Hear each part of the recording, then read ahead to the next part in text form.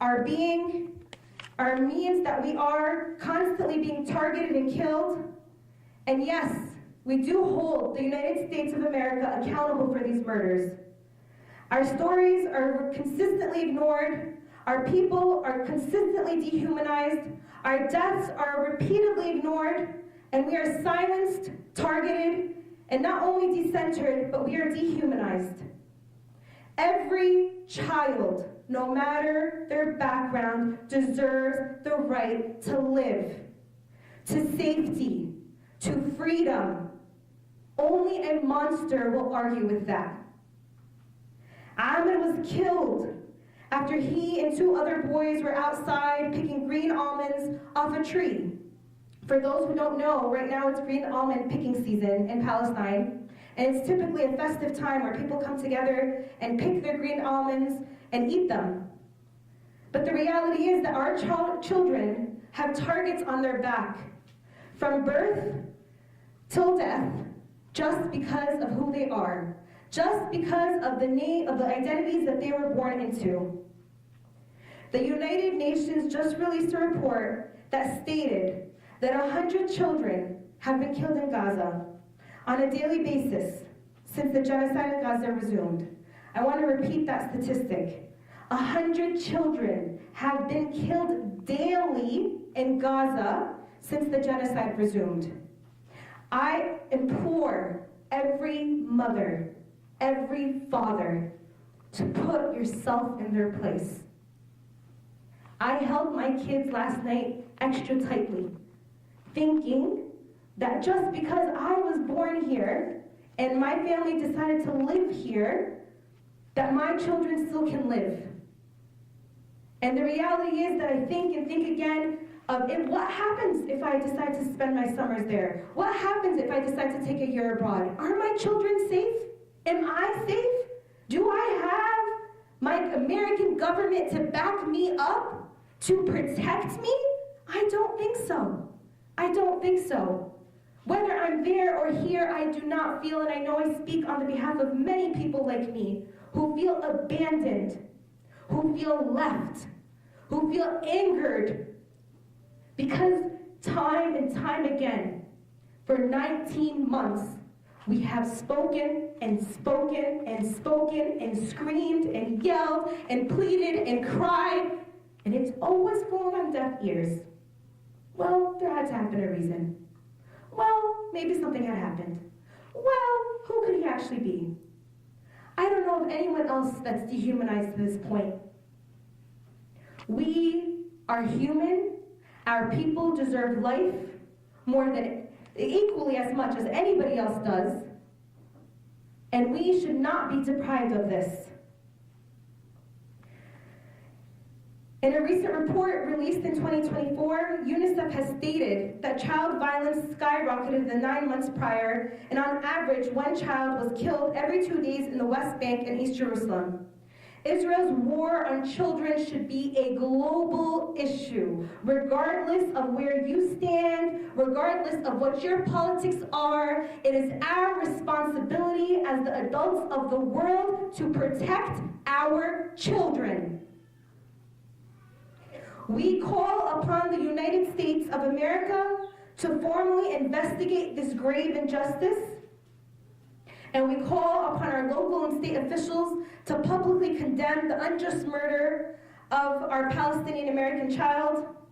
Ahmed was an American dual citizen, and the United States has a duty to protect and bring justice to each and every one of its citizens. We have a duty to make justice for Ahmed and for every Palestinian child killed by Israel. We demand the American embassy take accountability for his death. Likewise, the international community has a duty to protect the lives of all our children, regardless of race, regardless of ethnicity, and without question. Thank you.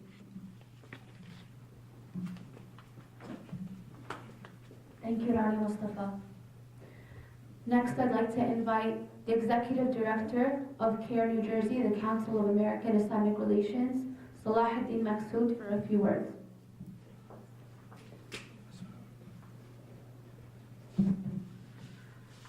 Assalamu alaikum.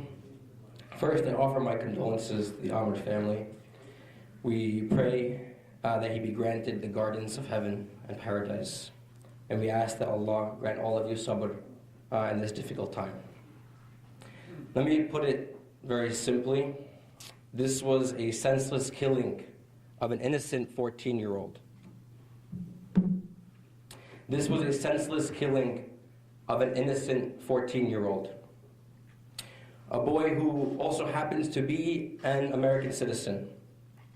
And his killers must be held accountable for their crime. It's as simple as that. They should be in handcuffs, they should be behind bars, and they should soon be facing a trial for their crime, for killing the innocent 14-year-old Amr. It's as simple as that. Our Care New Jersey office is calling for our elected officials and representatives to take immediate action, to call for an investigation, and to hold Amr's killers, his murderers, accountable for their crime. We must pressure Israel for answers. We must pressure Israel for answers and for justice. We cannot let this horrific crime be swept under the rug. Once more, we cannot let this crime be swept under the rug. Amr deserves justice, and our elected officials can make that happen if they use their voice to speak up against this crime. Lastly, I'll end with this. We need to end U.S. funding of Israel's war crimes. It is unacceptable. The fact that our tax dollars are funding these crimes, it is shameful. What is good news is that there are more and more elected officials speaking up. I especially want to applaud Senator Andy Kim and Congressman Bonnie Watson Coleman, who have been at the forefront of calling out Israel for its crimes and stopping our U.S. funding to Israel. It is necessary that we speak up. We want Amr's killers to be brought to justice. We want justice for the family. Amr deserves justice, and there must be accountability. And our elected officials must use their voice to speak up, call for an investigation, and call for accountability. Thank you. Assalamu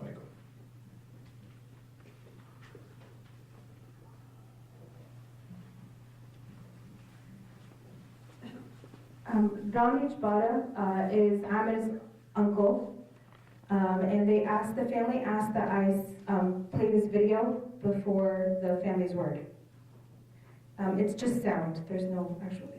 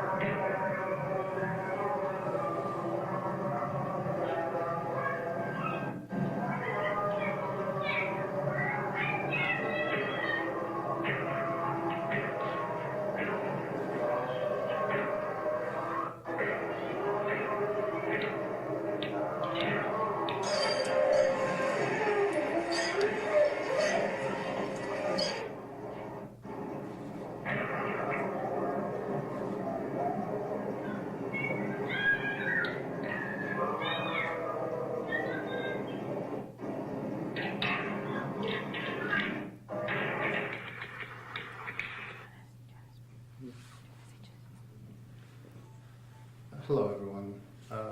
My name is Rami Jabbar. I'm the uncle of this young kid, Palestinian, who was shot by the Israelis 2 days ago. And thank you for coming here. And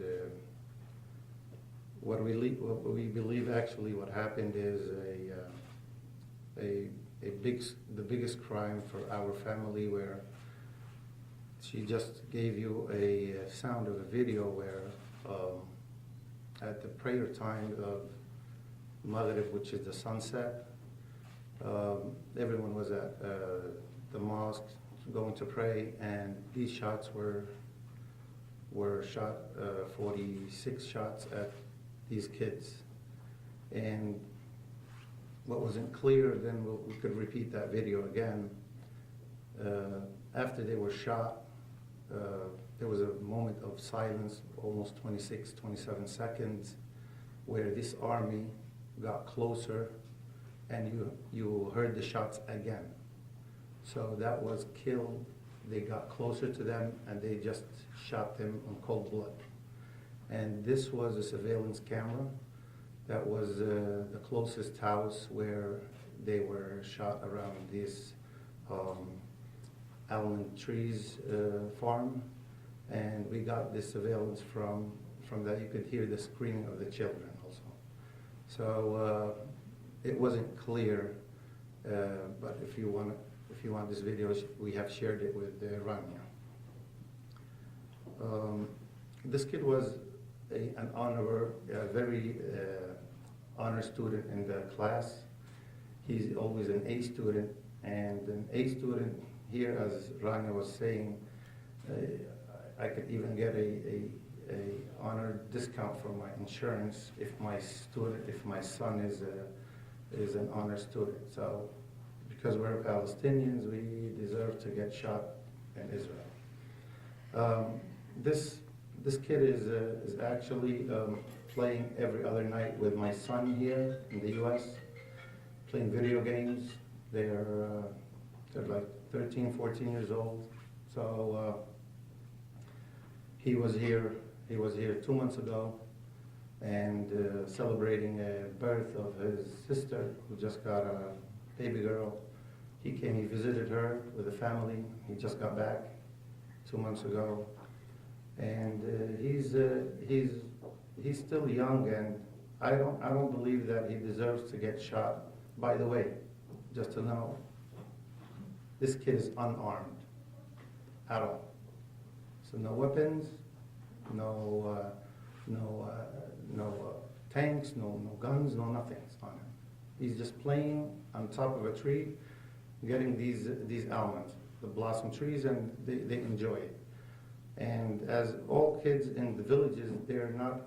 I heard one lady asking me, why isn't he with his parents' home? This is a village. It's not an apartment buildings in Manhattan on a 6th floor. It's a village where they always out there playing. And because they got closer to that Route 60, they shot him. That's what I believe, because it's very close to Route 60. So I don't know. At this moment, we're very emotional. It's I leave this Rania to ask if you want to ask any other questions, or you want to do any other statements. We have, thank you. So we have, thank you, Rami. Rami is Amir's uncle. They have a written statement that they wrote the family. I think the main thing to point out is when they did the report on the body, they found 2 different bullets that were used to kill Ahmed. 5 were bullets, and the 6 were the bullets that explode. I forget the name that's in them. They have a report that they're happy to provide to any media that they have obtained. And when they saw the body, there were bullets that were in his head, in his heart, on his hands, on his legs, all over his limbs, on his stomach, and it's there's no words, really. And just to also emphasize that again, it was green almond picking season, and the boys, there were 3 teenage boys, 14-year-olds, 2 15-year-olds, all American citizens that were, being boys, playing in the orchards, picking green almonds, and this was their fate. And I think just the final message from the family is that they said, we demand a formal investigation into the murder of Ahmed. We demand our local and state officials condemn this killing. We demand the American embassy take accountability. and we demand an end to the illegal Israeli occupation and an end to the genocide.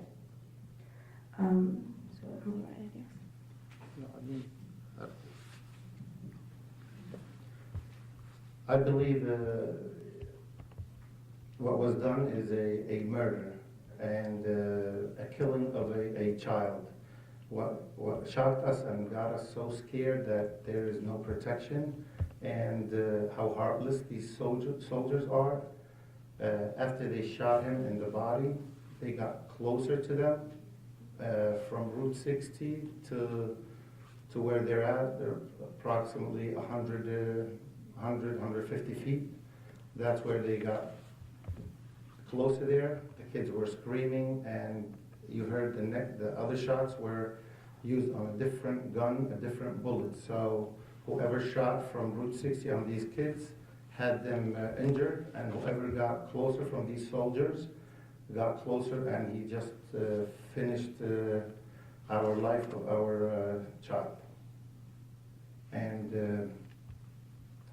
sadly, it was by American weapons. Thank you. Thank you. We also want to know that the family is obviously grieving. It was very difficult for them to even come and share the story, but we think it's very important that they do. Many of the family members actually flew to Palestine, which I also want to point out that it was not an easy journey. They had to have layovers, they had to go through Jordan, they got questioned endlessly before allowed entry, and they were detained for hours. But most of his brothers that live here right now, his sisters who are in different states, and his uncle, who is one of our board members, and his wife, all are in Palestine right now.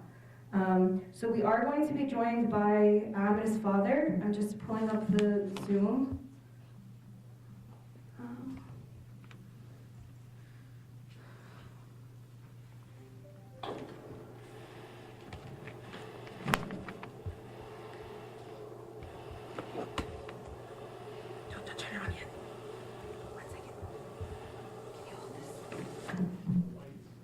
Yeah, we're just getting the Zoom started. Once it's started, we will turn off the lights. And then we're going to leave at the end any time for questions. This is the father, yes. Unfortunately, the mother was unable to join. I do want to also put in context that in our culture, we spend days coming together as a community. And so he's actually, they have a hall in the Messiah that they're all part of that he's stepping away from to be able to join us right now for the Zoom.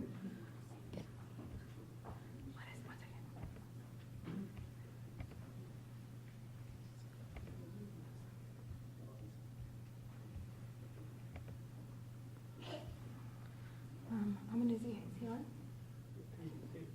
Okay. Just opening it here.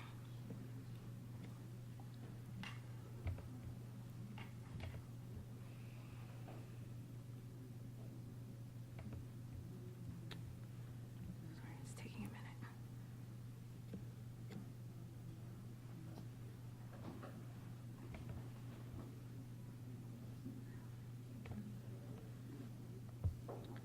Where isn't it? Open Zoom. Do you want to turn it on? I'm just gonna wait.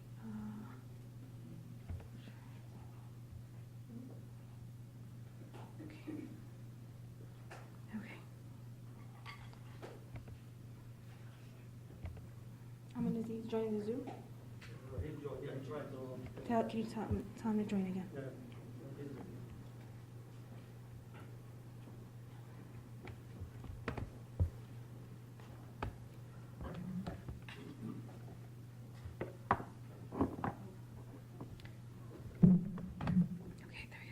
Okay, so we're gonna have him join. He's gonna speak.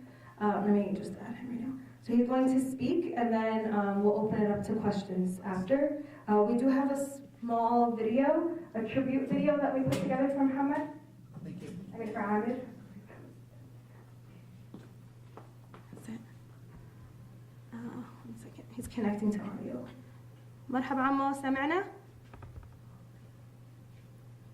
Can you see it? It's not.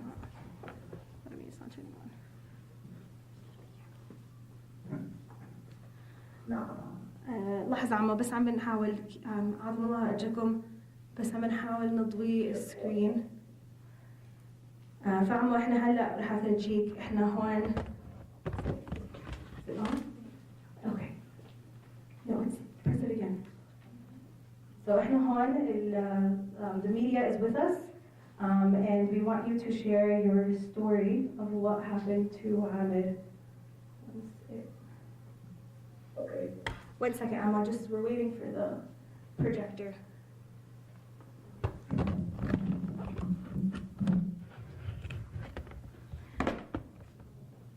Did we turn it on? Yeah. Okay, can you? No, I think they're probably. One second, let's see if we can get this working. Did you do it? Yeah.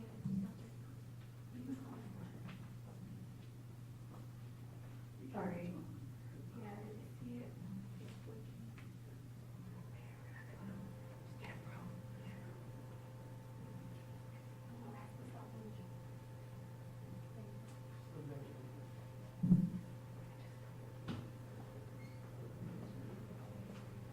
Asif, Amma, 1 second. We're just having a little bit of issue with the projector. Sorry. I did this like 6 times, but.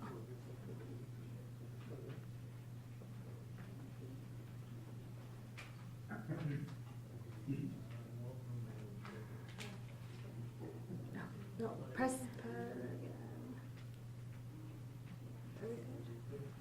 I think you have to. Does it stop blinking? No, it has to stop blinking. There we go. Okay. Yes, sorry. I promise we did this a few times. Okay, what is it? Is this good? Any? Yes. Okay. I'm going to press record to the cloud. Recording in progress. Okay. تفضل. Go ahead.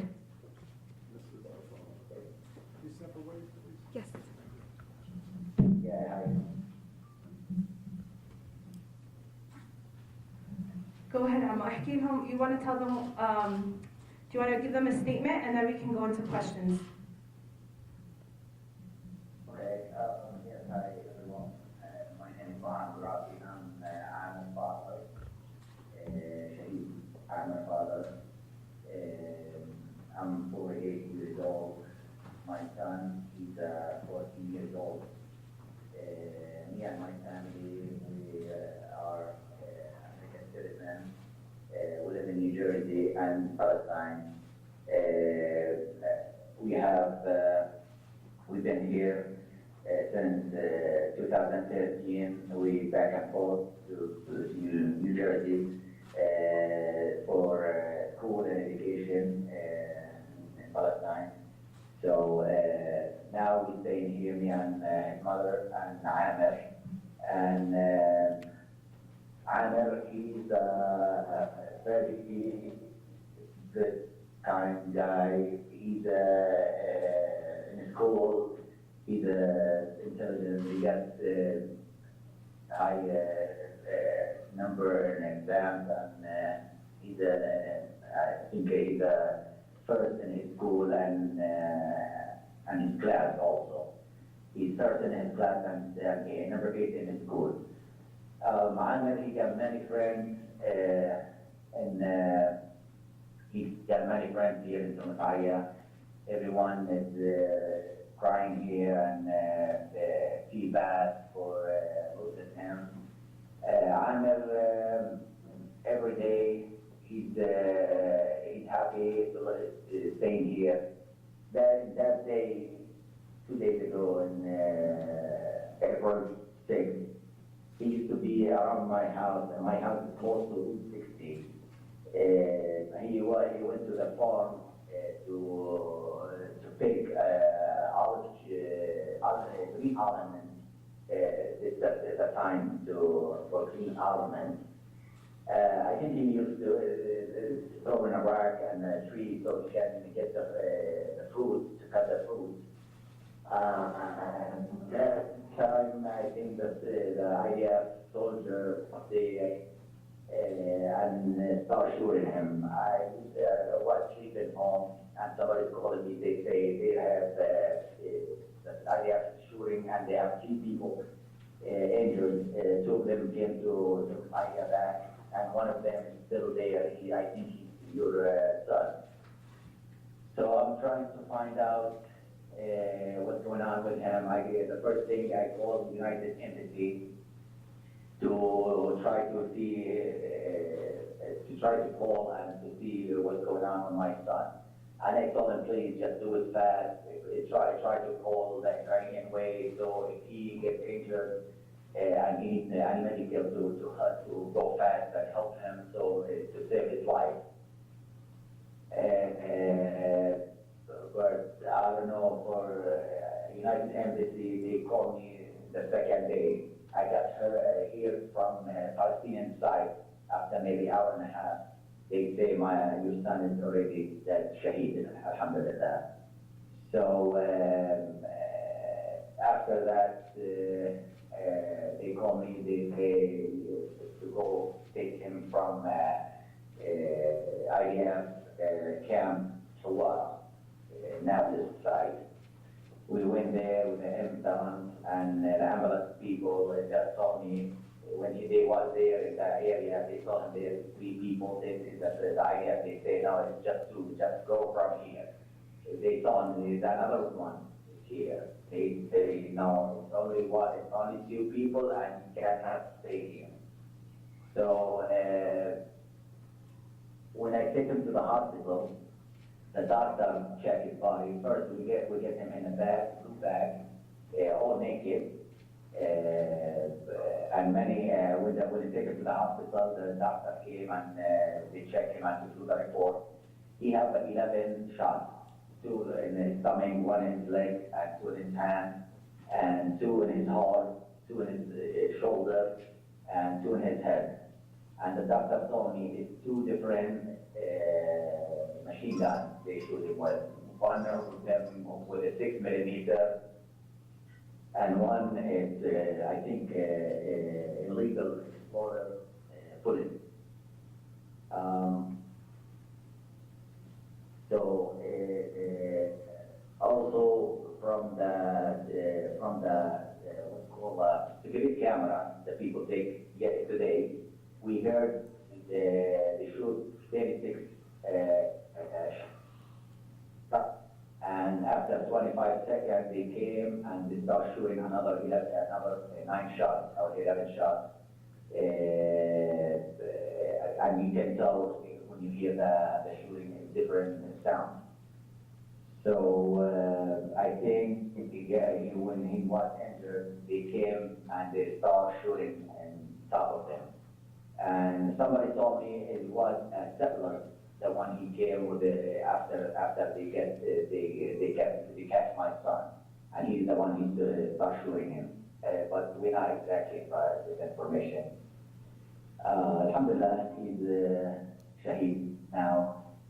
Thank God, and I hope next time I hope the United Embassy we get better help from them. I lost my house in last June, gets burned also. I called the United Embassy and I told them the settlers that are around my house, they burned everything. Please just call somebody, do it fast so we can save my house, and take too long that my house gets burned.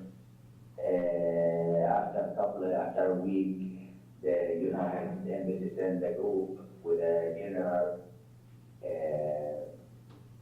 with a military general. He came with them. I gave him all the information, all the pictures and video, and I sent a letter and get cheers from him back. And also now, I don't know, I get many calls. Somebody called me today from the United Embassy.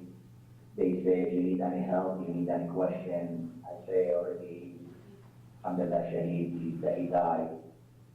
So I don't know what we can help. I don't know what we can do now. We can't do nothing, I think. And that's everything about my son. Alhamdulillah. My message, maybe you need a message from me or United government and for the war. My message, this land, to stop war in this land. This land is called Holy Land, so it's supposed to be peace in this land, not war. And I know you can, if somebody can work on it, it's gonna happen. I believe it will happen. Just my message to do something for this country and stop this war. Let everybody live in peace, like they call Holy Land, land of peace. This is my message. Thank you, Hamo. Thank you. Thank you, Hamo. Do you have a few minutes to answer any questions?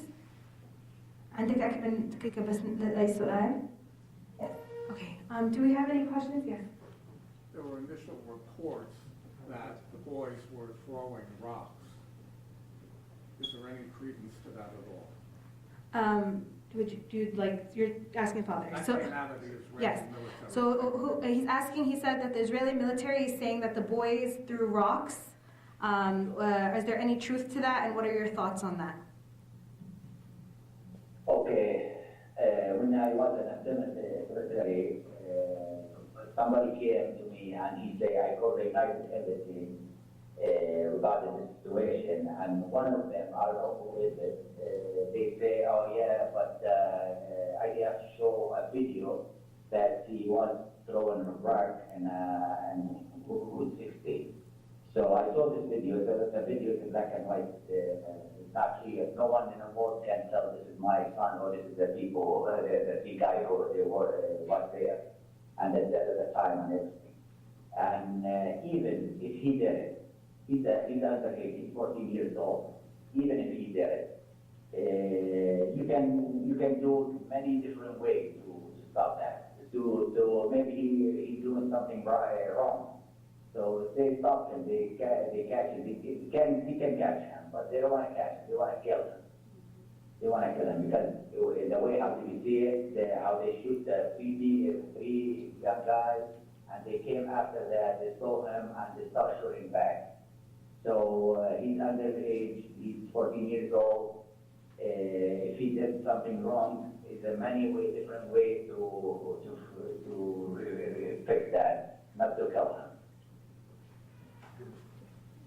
I also would like to point out that we're talking about underage minors throwing rocks versus 47 shots that were done. And as he said, 11 shots, in the head, in the heart. I think there's a lot of question of, double standard, and kids throwing rocks is no way or stretch of an imagination something that would result with 47 shots and 11 successfully shooting the head, the brain, the heart, and the limbs.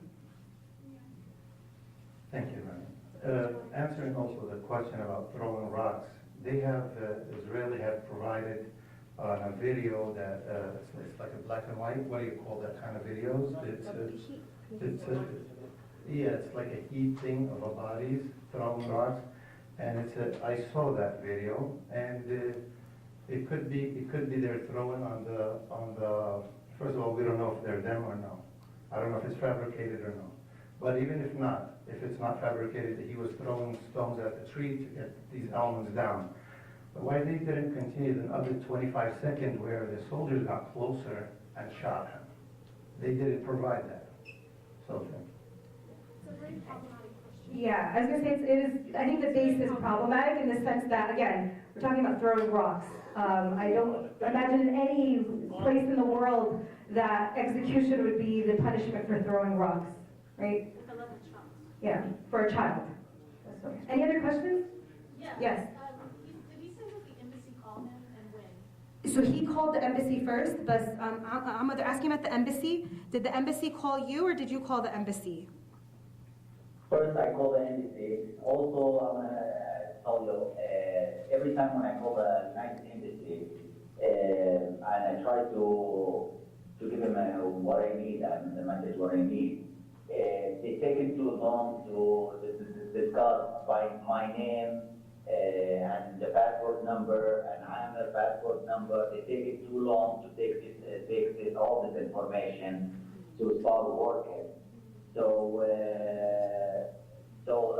what I'm saying, if when I call for when somebody calls for something, please just do it fast. Then discuss if we are American citizen or take my passport, my information. No one is gonna call the United Embassy if it's not American citizen. So when I call, they take it too long. I tell them just please make your work. Try to call somebody if you need any medical, if you need any treatment, so they can save his life. But they take it too long, taking information, passport number, date of birth, where you live, what's your name, or what are you doing here, where's your family, taking a lot of information, and after that, we didn't have nothing from him. I called him back again, please, you did something, we're working on it. We say it's taking too long. Then I get answer from Palestinian side.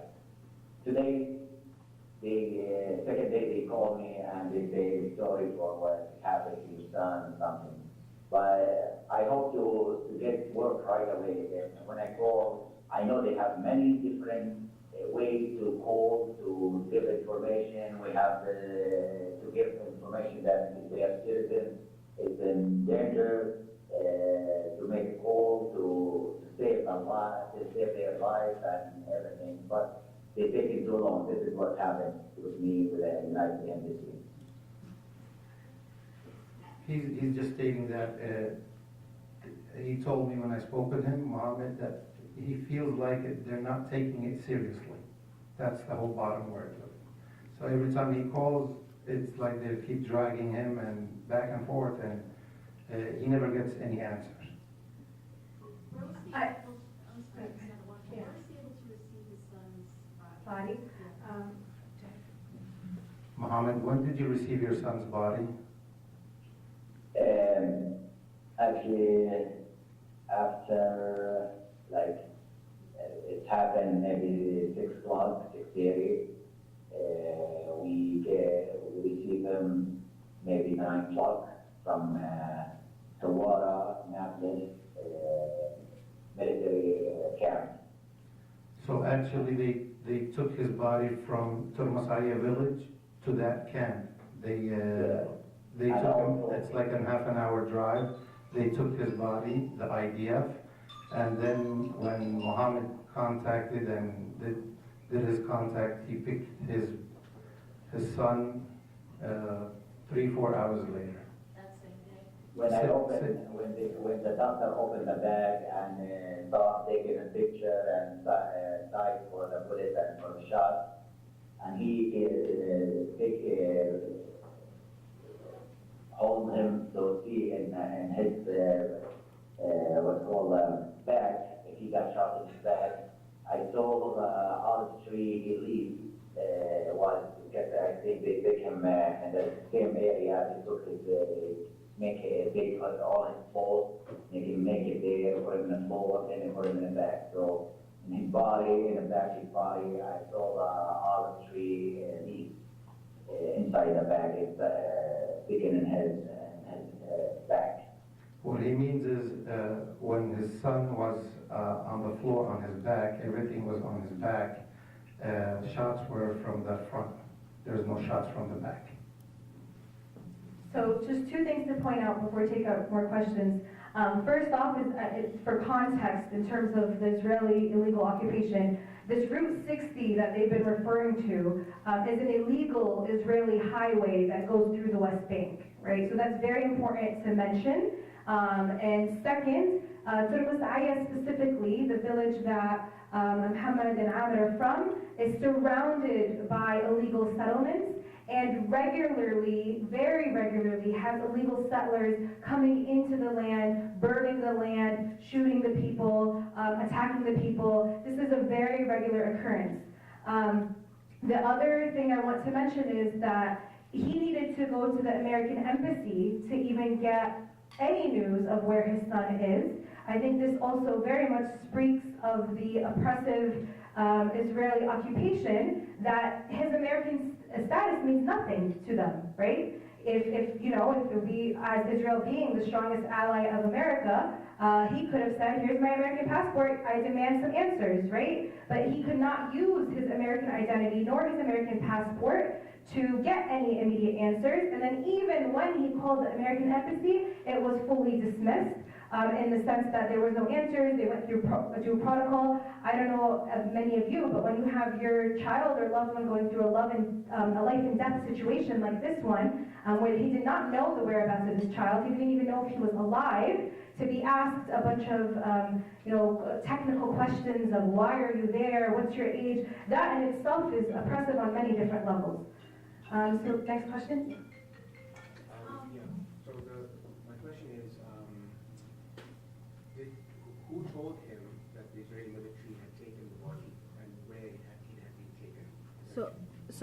Who told you that that they took Amir's body and where they took it? So after you talked to the American embassy, what happened? We have a Palestinian, what's called PCO site, the one who talked to Israeli way, and they got the call and they say body is going to be in Hawara, and they come with your what's called ambulance, and so and the first one of his family and to take the body with the Palestinian side government. So. We lost him. Okay, I think we lost him. We'll see if he joins again. Any other questions? Yes. Do you know, do you have a number of how many Palestinian children have been killed in the West Bank? Can you stand at the podium? Yes.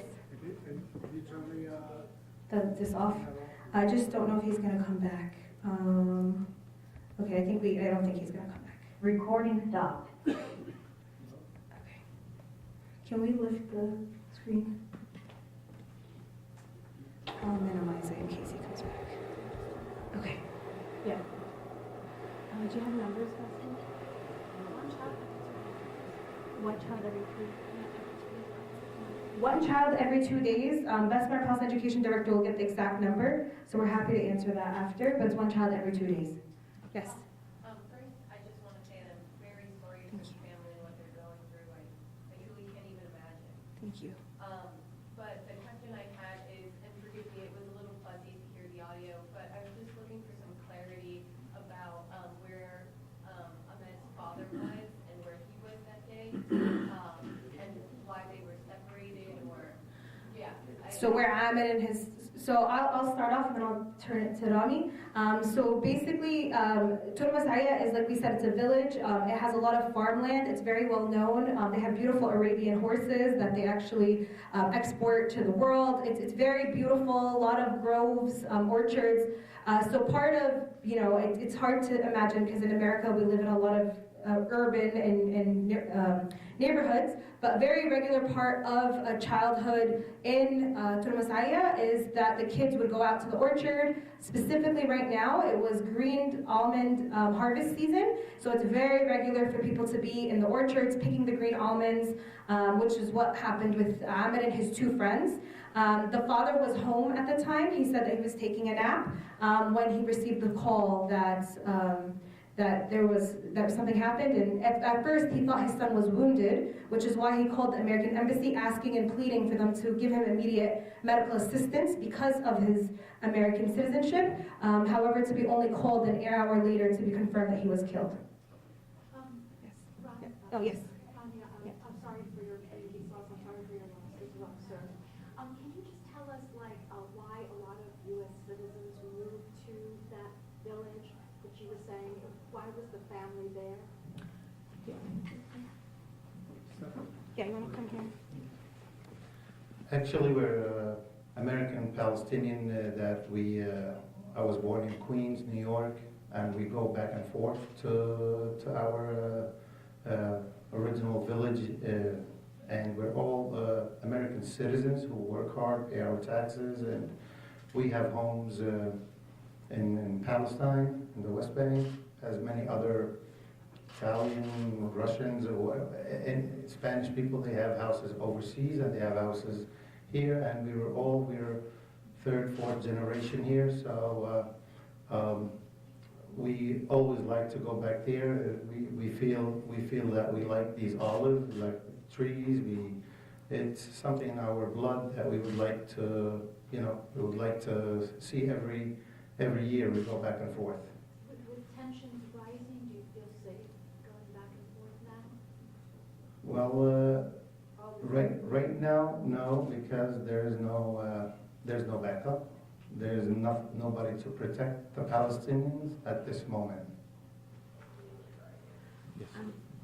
I just wanted to add that this is very important because this question was circulating a lot. Any immigrant experience has this. This is a very regular immigrant experience where the parents may feel that they want the children to, know the language, know their extended family. And honestly, I don't know about any of you, but I can use some nice sunshine, some nice orchards, some nice green. So even if it's just purely as a vacation motive, many people come back and forth in that sense. So this is a very normal immigrant experience, and a lot of people, they'll go for a few years, they'll learn the language, and then they'll come back and they'll be able to continue living their lives here. This is a very regular occurrence in Turmus Hayat and in many other villages in Palestine, but not only in Palestine. Like I said, it's a regular immigrant experience across the Middle East and Europe. Oh, he's joining back? Okay. I see him, sorry, I didn't see him. Yes, next question. Yes. I don't know if I heard this or not. There's been reports that the Israeli military delayed the ambulance from attending to him for up to 30 minutes. That's been the report. Is there any truth to that? I'll have him, can you hear us, Ammo? Yes. So Amma, they're asking about, there were reports that the Israeli military delayed the ambulance from getting to Amir or the other youth that were there. Is there any truth to that? If what? If any, is Amir, when there's reports, like a lot of media here are saying that that there was an ambulance that was supposed to come get Amir and the two boys, but it was delayed by Israeli military. So I wanted to, can you just speak about that and what happened with the ambulance? Yeah, the ambulance, they told me when we went there, they told him that 3 people get injured. Recording in progress. And 2 of them, they said 2 of them is already with the ambulance, and they have another one, there's one. The IDF, they told him, no, it's only 2, just leave from here. So they say, no, we have called, we have one more. They say, no, you cannot stop here, you have to leave. It's only 2 and just leave from here. This is what they told him. So Mohammed, so when the ambulance came, there were 3, but the IDF said to the ambulance people, just pick up these 2 and go. No, actually, the first 2, they helped each other and they left running from the area. So they didn't. They get killed. They didn't stay there. When they came there, it's only Amir, my son, and the other 2 was helping each other, and they left the place. So he's saying that the 2 By itself, no one. the 2 were helping each other, going back from the farm to walking back to the village, helping each other, these kids. But there wasn't nobody to help the 3rd kid, which is Amir. There was no help, no support. So the 25 seconds got the idea to reach them before these kids go back to the village. And I think what's important to know is there was some confusion about the story, but what Muhammad told me and has just said again was that the ambulance themselves were told to just go see the 2 youth, and that the ambulance that we received the call about 3, they said don't worry about the 3rd, there are only 2 youth. So that is what happened, and then the 2 youth were running away because they were injured, but they could run away, while Amir was injured but was incapable of running away. And based on the voice recording, we think he was basically finished off after that silence in the video. Yes. Abu Amir, I'm sorry, inshallah al-umr ilak. You said that you hope peace would prevail over the land. What do you think has to happen for peace to take place? Did you hear the question? So he's saying, what do you think has to happen for peace to take place? For to get peace in this place? Yes. Yeah, actually, we try to send a message to who the government to push to get peace in this place, to stop the war in Gaza and West Bank, to stop sending weapons to kill people. Like you see, the body is flying in pieces after they bomb the tents in Gaza. No water, no food. I saw 2 days ago women, she's running back and forth looking for water to give to her son. They say her son is thirsty, and they're looking for water. She can't find the water to bring for her son. And when it's peace here, we live in peace in this. Before it was no more was peace. Everybody likes these places. Everybody will go in to a city, to places. No, now when it goes between village and other village and city, it's gonna be very, very dangerous to walk in a highway. Anytime they stop, a lot of settlement in the tree and between this village. Also maybe you see a lot in clear video, not like a video that I want to show for my son. They have many clear video with the settlement and IDF support them, throwing rock and shooting Palestinian houses and villages and car, Route 60 and highway, different highway and houses inside the village. Also, maybe you see in June 2023 in Dormantaya, they came over 200 settlers with at that time the IDF was holding Dormantaya from 2 different entrances. So the settlers came to the village and burned over 40 houses and cars and shoot one of the American citizen guy. He died that day. And in front of that, many cameras and nothing happened. Nothing. We didn't get no one in a jail from the settlers. No one they get killed by security who became in this area, which is the soldiers, the IDF. But my son, he was doing nothing. He's underage. He was eating green almonds, like I say. Even if he did something wrong, they work with him like he's a big terrorist. And they call it, also they call him a terrorist. And they say we shoot 3 terrorists and 2 of them they get injured and 1 gets killed. This is what they say. For 14 years old kid, they call him a terrorist. Even if it's throwing rock, but their settlers, they have a machine gun and they have they support by the IDF. They work with them. Many things we cannot send you this. You can check, just do any search in Google and YouTube. You can tell 2023 in terms of IDF.